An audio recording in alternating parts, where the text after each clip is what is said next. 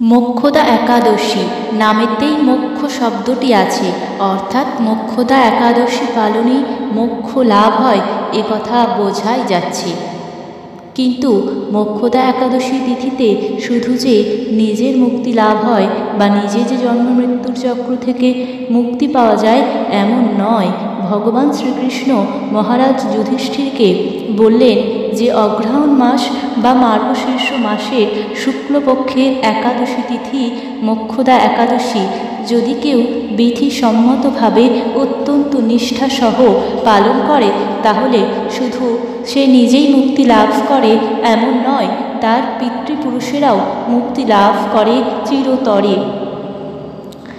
এবং ভগবান শ্রীকৃষ্ণ বৈখানস নামে এক রাজার কাহিনী বর্ণনা করেন, তিনি কিভাবে মোক্ষদা একাদশী পালন করেন এবং কিভাবে তার পিতৃপুরুষেরা সেই একাদশীর ব্রত পালনের ফলে মুক্তি লাভ করেছিলেন সেটিও বর্ণনা করেছিলেন। এছাড়াও তিনি বলেছেন বাজপেয় যজ্ঞের ফল লাভ হয় শুধুমাত্র এই মোক্ষদা একাদশী তিথিটি পালন করলেই।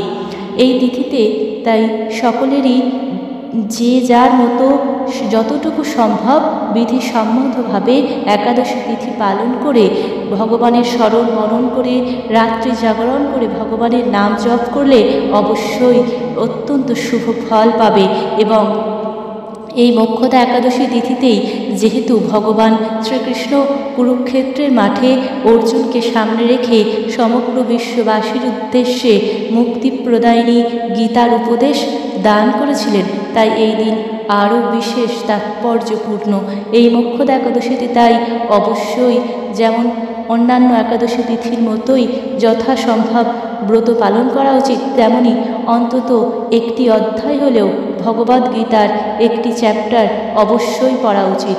এবং সম্ভব হলে যার যার সম্ভব হবে সে অবশ্যই সম্পূর্ণ গীতা অর্থাৎ গীতার 67 শ্লোকই পড়তে পারে। আর যদি তা একান্তই সম্ভব না হয় বা সময় সুযোগ না থাকে অন্তত একটি অধ্যায়, তাও সম্ভব না হলে অন্তত একটি 4টি 5টি শ্লোক অবশ্যই পড়া উচিত।